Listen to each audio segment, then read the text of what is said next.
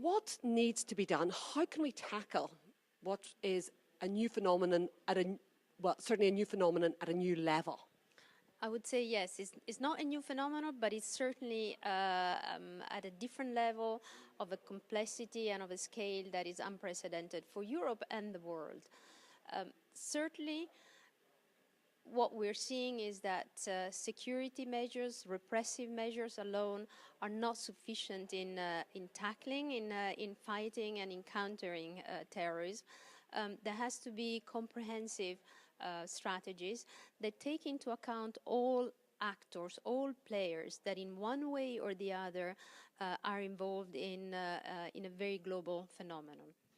And are we working with the right people at the moment?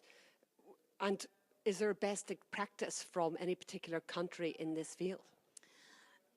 First, as concerns best practices, I think we're talking more about good practices given the outcome and the current situation.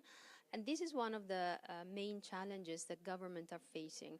There are several efforts, namely the Radicalisation Awareness Network as an initiative of the European Commission that brings together practitioners from across Europe dealing with different aspects of the phenomenon of terrorism and radicalization in particular.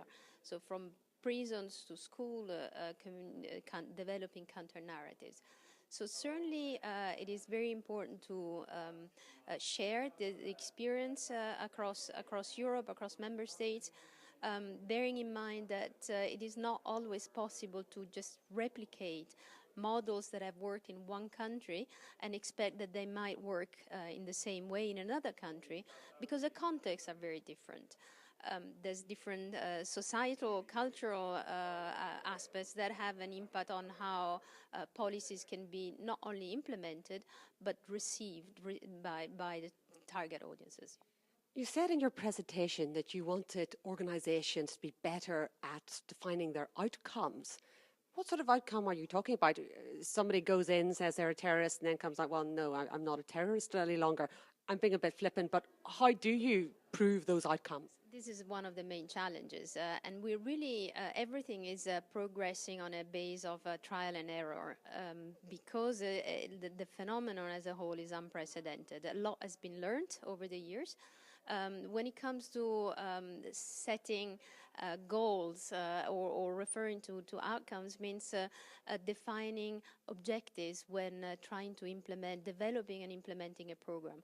It's very difficult to evaluate whether a particular program was successful and has achieved the intended goals if goals have not been set in advance.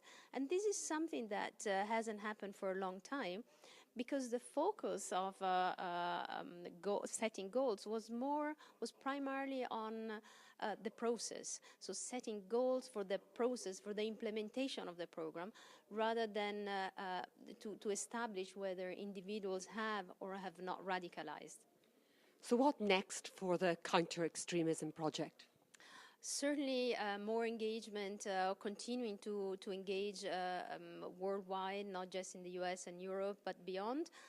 Continue to favor and support exchange of practices, experience from across the world among actors.